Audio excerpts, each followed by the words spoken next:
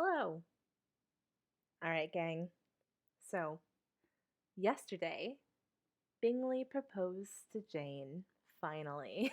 It was just a very happy chapter. So, let's find out what happens next in chapter 56. One morning, about a week after Bingley's engagement with Jane had been formed, as he and the females of the family were sitting together in the dining room. Wait, hang on. Let me go get some water. Sorry, wait. 1 second. Oh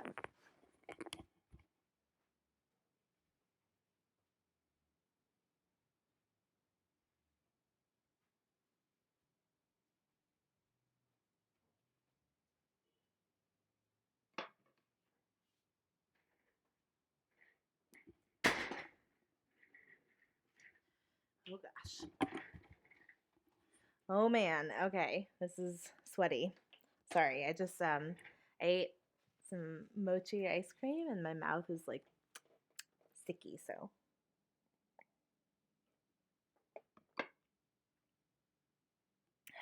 not a professional production here. Okay.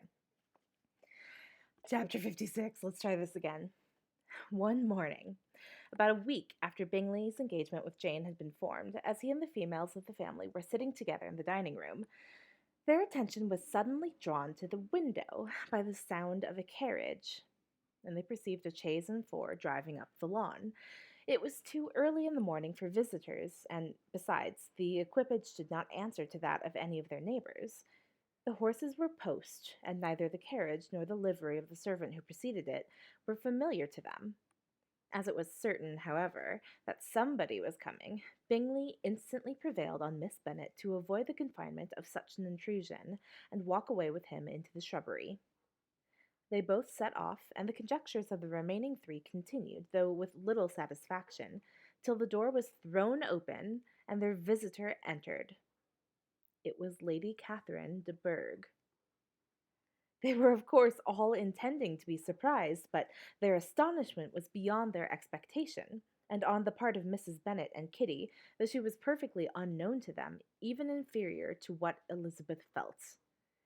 She entered the room with an air more than usually ungracious, and made no other reply to Elizabeth's salutation than a slight inclination of the head, and sat down without saying a word.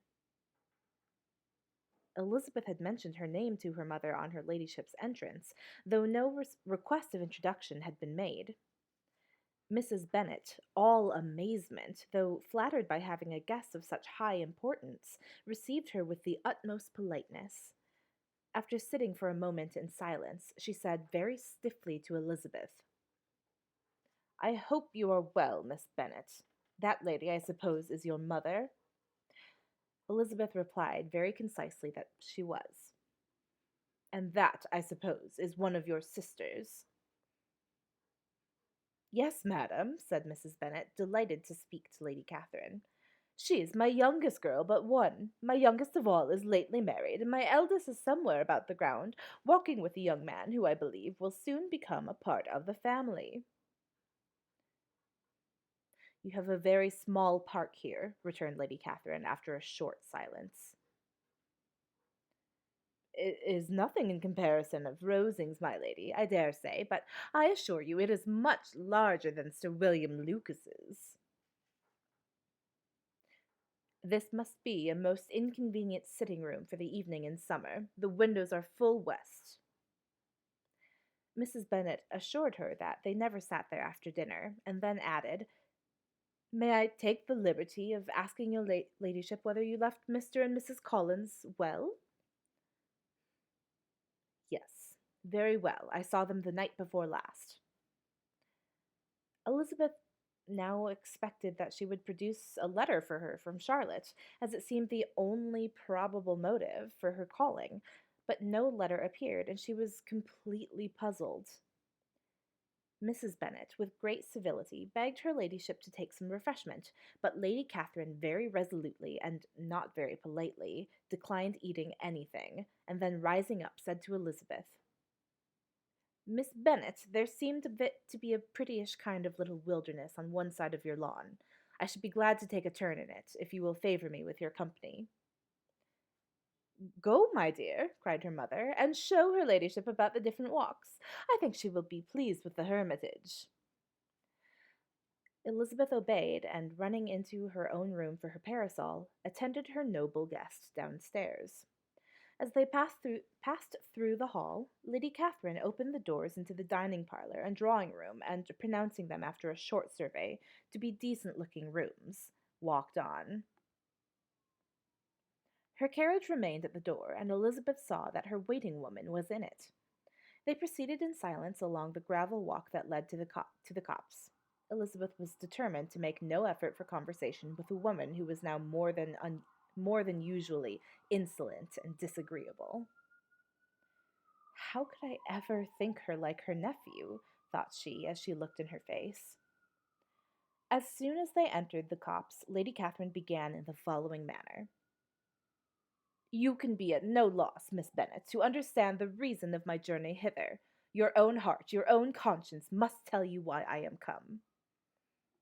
Elizabeth looked with unaffected astonishment.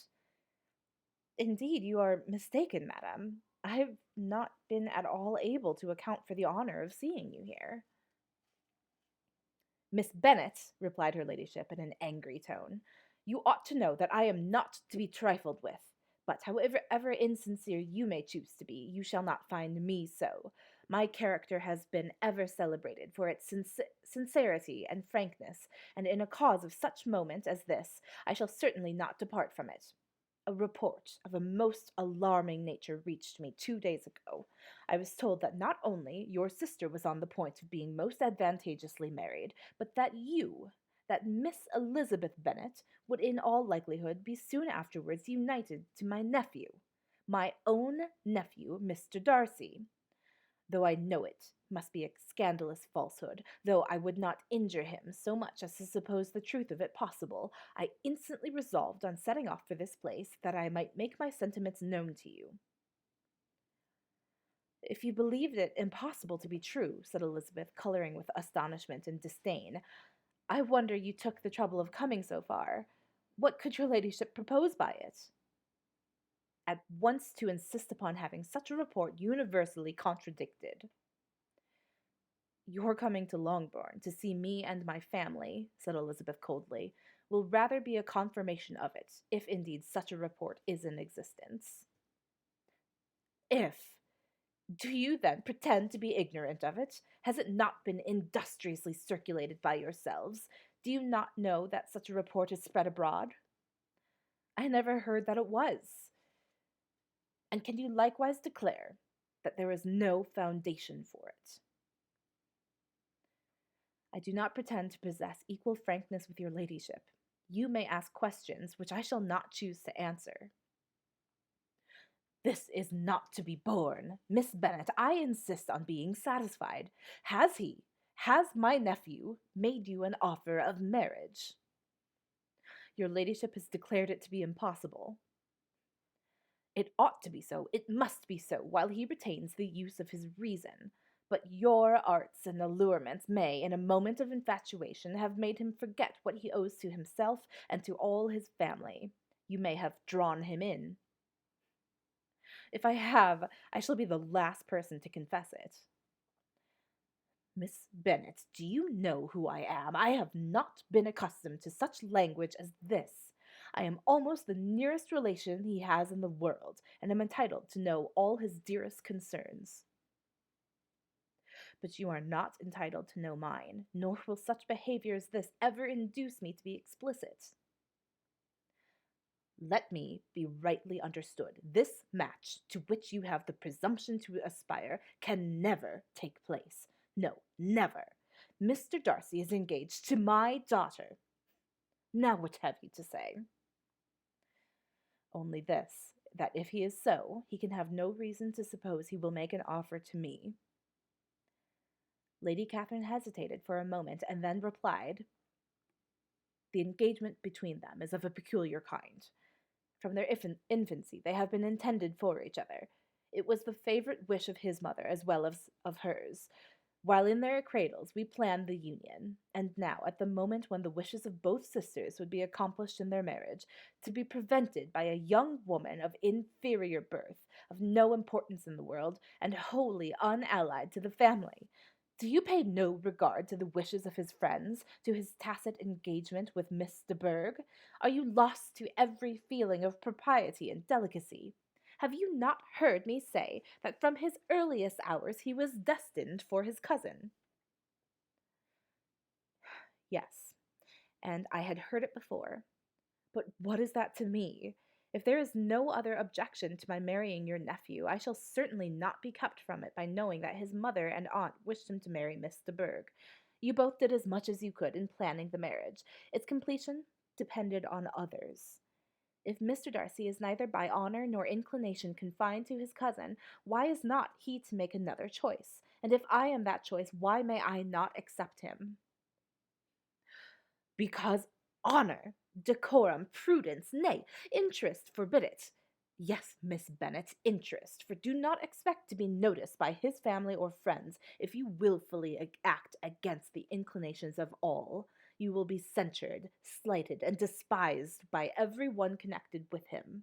Your alliance will be a disgrace. Your name will never even be mentioned by any of us. These are heavy misfortunes, replied Elizabeth. But the wife of Mr. Darcy must have such extraordinary sources of happiness necessarily attached to her situation, that she could upon the whole have no cause to repine. Obstinate, headstrong girl, I am ashamed of you. Is this your gratitude for my attentions to you last spring? Is nothing due to me on that score? Let us sit down.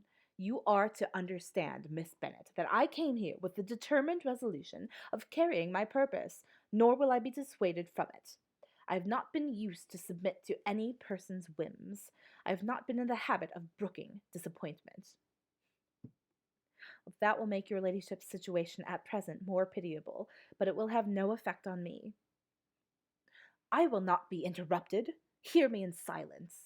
My daughter and my nephew are formed for each other. They are descended on the maternal side from the same noble line, and on the father's from respectable, honorable, and ancient, though untitled families. Their fortune on both sides is splendid. They are destined for each other by the voice of every member of their respective houses. And what is to divide them? The upstart pretensions of a young woman without family, connections, or fortune. Is this to be endured? But it must not, shall not be. If you were sensible of your own good, you would not wish to quit the sphere in which you have been brought up. In marrying your nephew, I should not consider myself as quitting that sphere. He is a gentleman. I am a gentleman's daughter. So far, we are equal. True, you are a gentleman's daughter. But who was your mother? Who are your uncles and aunts? Do not imagine me ignorant of their condition. Whatever my connections may be, said Elizabeth, if your nephew does not object to them, they can be nothing to you. Tell me, once and for all, are you engaged to him? Though Elizabeth would not, for the mere purpose of obliging Lady Catherine, have answered this question, she could not but say, after a moment's deliberation, I am not. Lady Catherine seemed pleased. And will you promise me never to enter into such an engagement? I will make no promise of the kind. Miss Bennet, I am shocked and astonished. I expected to find a more reasonable young woman. But do not deceive yourself into a belief that I will ever recede. I shall not go away till you have given me the assurance I require. And I certainly shall never give it. I am not to be intimidated into anything so unreasonable. Your ladyship wants Mr. Darcy to marry your daughter, but would my giving you the wished-for promise make their marriage at all more probable? Supposing him to be attached to me, would my refusing to accept his hand make him wish to bestow it on his cousin? Allow me to say, Lady Catherine, that the arguments with you have supported this extraordinary application have been as frivolous as the application was ill-judged. You have widely mistaken my character, if you think I can be worked on by such persuasions as these. How far your nephew might approve of your interference in his affair, I cannot tell, but you have certainly no right to concern yourself in mine. I must beg, therefore, to be importuned no farther on the subject. Not so hasty, if you please. I have by no means done. To all the objections I have already urged, I have still another to add. I am no stranger to the particulars of your youngest sister's infamous elopement. I know it all, that the young man's marrying her was a patched-up business at the expense of your father and uncle. And is such a girl to be my nephew's sister? Is her husband, who is the son of his late father's steward, to be his brother? Heaven and earth, of what are you thinking? Are the shades of Pemberley to be thus polluted? You can now have nothing farther to say, she resentfully answered. You have insulted me in every possible method. I must beg to return to the house. And as she rose, she spoke. And she rose as she spoke. Lady Catherine rose also, and they turned back. Her ladyship was highly incensed. You have no regard, then, for the honor and credit of my nephew. Unfeeling, selfish girl, do you not consider that a connection with you must disgrace him in the eyes of everybody? Lady Catherine, I have nothing further to say. You know my sentiments. You are then resolved to have him? I've said no such thing. I am only resolved to act in that manner which will, in my own opinion, constitute my happiness without reference to you or to any person so wholly unconnected to me. It is well. You refuse, then, to oblige me. You refuse to obey the claims of duty, honor, and gratitude. You are determined to ruin him in the opinion of all his friends and make him the contempt of the world. Neither duty, nor honor, nor gratitude, replied Elizabeth, has any possible claim on me in the present instance. No principle of either would be violated by my marriage with Mr. Darcy, and with regard to the resentment of his family or the indignation of the world, if the former were excited by his marrying me, it would not give me one moment's concern, and the world in general would have too much sense to join the scorn.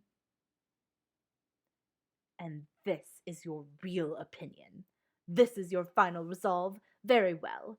I shall now know how to act. Do not imagine, Miss Bennet, that your ambition will be ever gratified. I came to try you. I hoped to find you reasonable, but depend upon it, I will carry my point. In this manner Lady Catherine talked on till they were at the door of the cottage, when turning hastily round, she added, I take no leave of you, Miss Bennet. I send no compliments to your mother. You deserve no such attention. I am most seriously displeased. Elizabeth made no answer, and, without attempting to persuade her ladyship to return into the house, walked quietly into it herself. She heard the carriage drive away as she proceeded upstairs. Her mother impatiently met her at the door of the dressing-room to ask why Lady Catherine would not come in again and rest herself. She did not choose it, said her daughter. She would go. She is a very fine-looking woman, and her calling here was prodigiously civil, for she only came, I suppose, to tell us the Collinses were well. She's on her road somewhere, I dare say, and so passing through Meryton, though she might as well call on you. I suppose she has nothing particular to say to you, Lizzie. Elizabeth was forced to give a little falsehood here, for to acknowledge the substance of their conversation was impossible. Yikes. Wow, who would have thought that Lady Catherine would be so insufferably interfering? I mean, like, everybody. Everybody probably thought that. It's not really a shock. But woof. Wow, yikes. Okay. Anyway, so she thinks that Darcy plans to propose to Elizabeth and is mad about it. Whew, a lot to think about. All right, let's tune back in tomorrow. Find out what happens next. Thanks for tuning in. Stay well, stay healthy, take care of yourself and your loved ones. And I'll see you all tomorrow evening to find out what happens in the aftermath of Lady Catherine's visit.